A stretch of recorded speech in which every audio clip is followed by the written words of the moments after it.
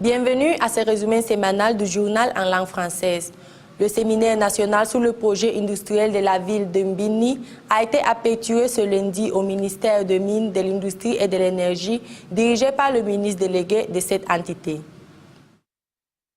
La réunion s'est tenue dans le ministère des Mines situé dans le prolongement de Malabo 2, qui commence par la présentation de la Société nationale de pétrole et de gaz de la Guinée équatoriale.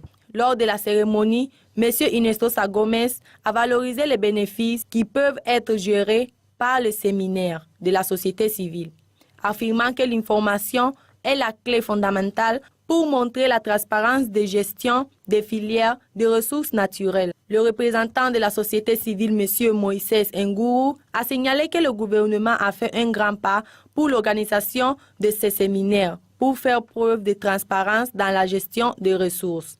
En attendant, le représentant des entreprises a expliqué que les signatures des entreprises opèrent dans ce séminaire pour informer sur le fonctionnement des industries en question.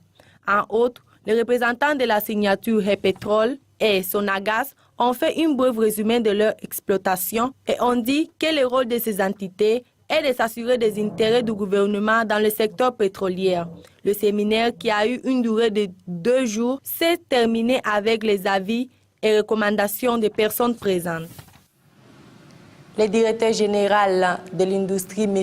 Damaso Corral Zamora, a déclaré ce mardi dans une interview avec des journalistes de cette chaîne que les entreprises et industries d'eau embouteillée ont présenté des améliorations après avoir été sanctionnées pour avoir désobéi à la loi 2/1998 en date de 8 mars sur l'application du traité des industries et de l'embouteillement de l'eau minérale.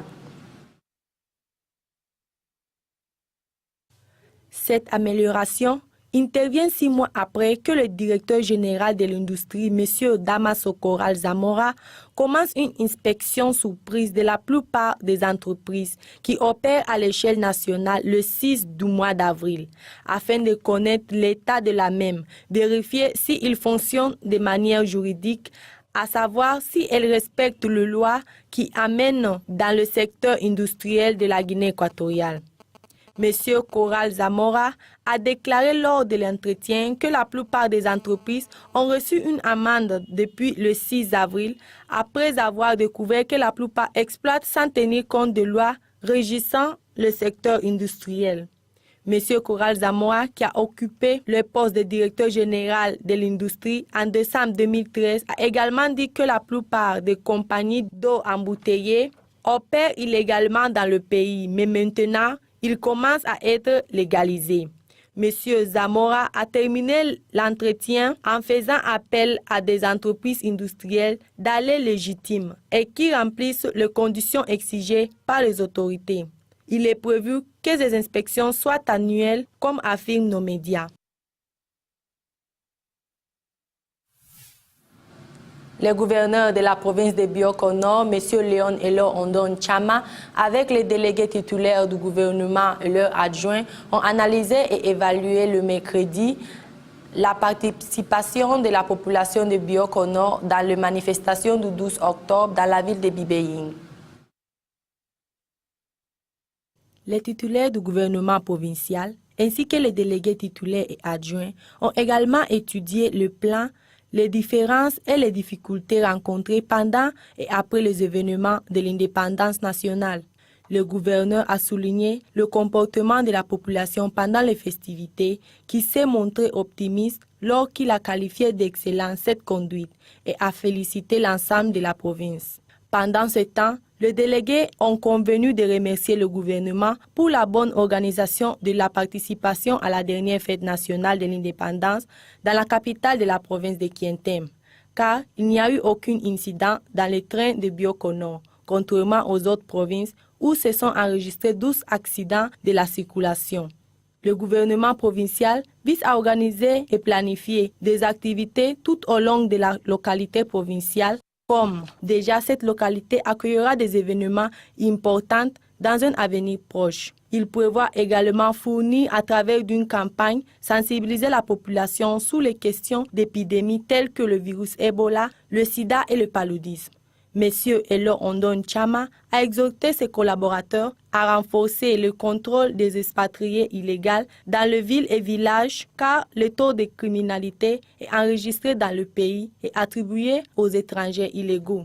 On enregistre une entrée massive d'immigrants illégaux dans le pays, dans le conseil de village à travers le bateau dans la nuit. Le gouverneur a complété son discours exhortant les autorités de la sécurité nationale à collaborer avec les autorités civiles de contrôler l'entrée illégale massive dans le pays. Les membres du programme national de lutte contre le paludisme dans l'île de Bioko se sont réunis ce mercredi au siège du ministère de la Santé et du Bien-être social avec les membres de cette organisation dirigée par son ministre adjoint M. Victor Sima Oyana pour examiner les activités réalisées au cours du 3e trimestre et de planifier ce dont on a l'intention de développer dans ce 4e trimestre 2014. Lors de la réunion, les responsables du programme national de lutte contre le paludisme ont présenté et discuté sur le plan de travail à exécuter dans le 4e trimestre de cette année. Après avoir obtenu 58% des maisons traitées dans le 19e round, inversement 85% obtenus dans le tour 14. Le ministre adjoint de la Santé a dit que l'entité exerce ses activités sous les directives du gouvernement et que son objectif avec le programme national est que le paludisme n'est plus une menace pour la population de ces pays. Des préoccupations ont porté sur la raison de la faible couverture obtenue au premier tour 19. Combien de personnes sont protégées du paludisme et pourquoi le projet développe ses activités seulement sur l'île de Bioko, malgré ne pas être représentatif dans l'ensemble du territoire national. Question dans laquelle M. Sima Oyana a déclaré qu'il se doit à la bipartition trouvée pendant un certain temps entre le ministère et le programme national de lutte contre le paludisme et actuellement en processus de coordonner mutuellement pour atteindre l'objectif fixé par le gouvernement de Malabo. Dans la réunion, on a également présenté le projet de distribution de tissus moustiquaires qui débutera la première phase le 24 à 25 du mois d'octobre avec le but ultime de protéger la population contre le paludisme. Le directeur général de l'initiative pour la transparence dans les industries extractives, M. César Augusto Inestrosa Gomez, a fermé ce vendredi la 2e phase du comité d'organisation et de capacitation de la commission de l'ITI Guinée équatoriale.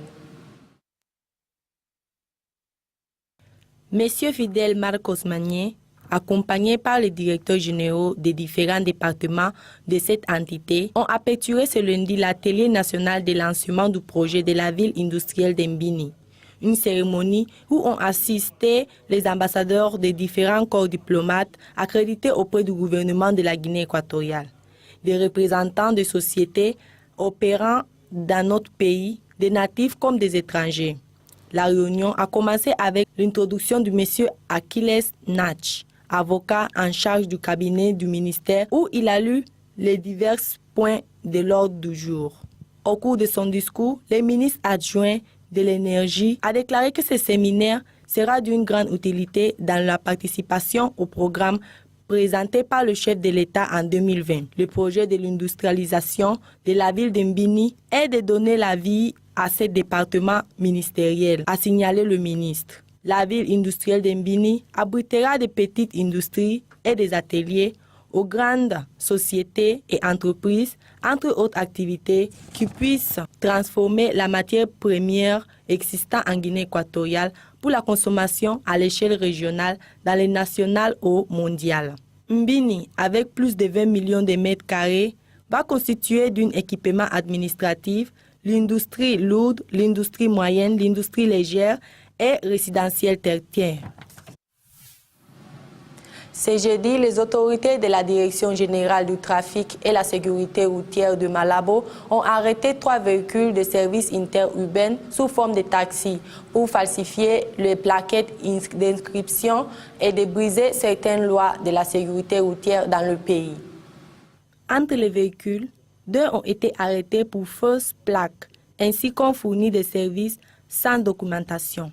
Le 3e véhicule de marque Corolla a été arrêté pour double violation, pour port de lunettes noires et aperçu d'inscription de faux, juste en face de celui-ci. Le directeur général Pedro Mba Obiang de la Direction générale du trafic a expliqué que, après avoir identifié les auteurs procédant à instruire des courses et le mettre à la disposition des autorités judiciaires, les autorités de la Direction générale du trafic ont également dit face à nos médias qu'il a été possible d'identifier des véhicules grâce à qu'ils sont nouveaux, mais avec des vieilles plaques d'immatriculation. Et ils ont dit qu'ils vont effectuer des contrôles quotidiens pour réduire le nombre de cas de vol des véhicules et la vitesse sous la... Dans l'après-midi du samedi, l'ensemble d'équipe du Real TK de Belebou Balacha a vaincu par 4-2 à l'ensemble Estifle de Bocoricho en finale du tournoi organisé par Roberto Socolice en occasion de la fête de cette localité. La rencontre a commencé avec un but précoce, conçu par Aitor du Real TK, qui a augmenté la tension du match.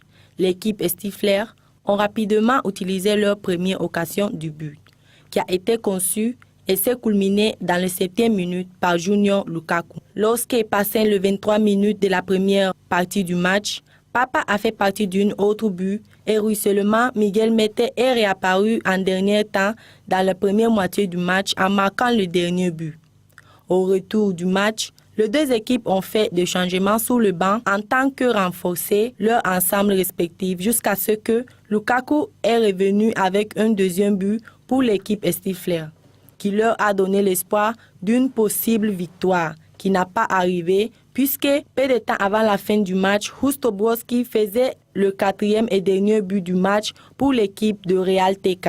Dans une interview d'après-match, l'entraîneur de l'équipe Estifler a parlé des résultats et a expliqué les raisons de la défaite. À la fin de ce match, on procédait à la cérémonie de remise des prix pour les gagnants et clôture du tournoi qui a été donné par M.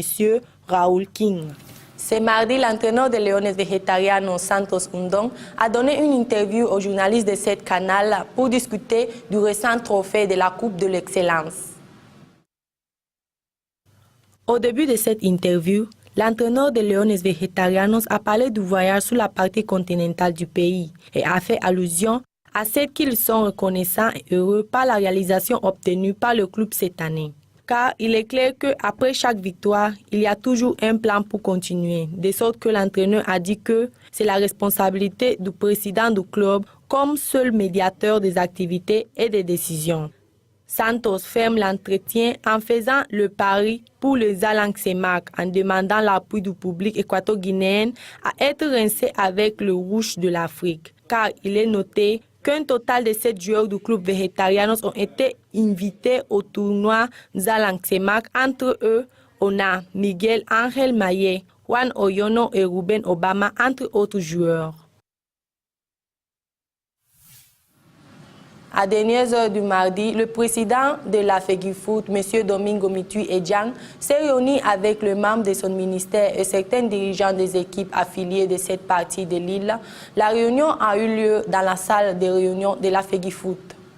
M. Mitui Edjang a averti aux responsables des équipes et membres de la FEGIFOOT que le montant monétaire libéré par l'entreprise d'électricité CEGESA sera réparti à part égale à toutes les catégories de football de notre pays et que la Ligue féminine sera également bénéficiaire de cette subvention. Pendant cette réunion, on a également parlé du début de la Ligue qui va commencer dans la première moitié du mois de novembre. Et la compagnie d'électricité veut que les trophées soient livrés tous les 5 du mois de juin. Enfin, le président a annoncé aux membres de la réunion le communiqué de presse envoyé par les équipes de la région continentale ou des équipes de la ville de Bata se montrent bouleversées par certaines situations d'information publique que le président de l'association des équipes affiliées, M. Inocencio Nkogo, propague dans les médias.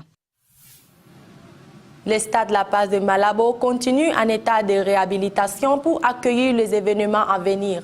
Les travaux ont débuté il y a plusieurs mois et pour cette révision, une équipe de journalistes ont rejoint l'établissement pour connaître l'état d'avancement des travaux. Les installations de la réadaptation a pour objectif assurer le développement des événements à venir et des compétitions qui accueillera très bientôt le pays. En plus de la réduction de la pelouse, l'élimination des objets inutiles dans le domaine et la peinture de la zone des sports en général. Ceux donc sont en charge des travaux ont rapporté qu'ils visent à rendre le légendaire stade La Paz de Malabo en parfait état, avant l'initiation du championnat CEMAC. De manière significative, ce stade est un monument de sport et de la culture guinéenne en général, comme à l'intérieur ont été faites toutes sortes d'événements nationaux et de grande importance. Encore une fois, ce sera le théâtre de séances d'entraînement et de matchs de la compétition CEMAC qui accueillera bientôt notre pays cette année. Ici s'arrête notre résumé sémanal. Vous pouvez suivre nos services des informations sur le web www.asonga.com. Merci de nous avoir suivis. On se retrouve à la semaine prochaine.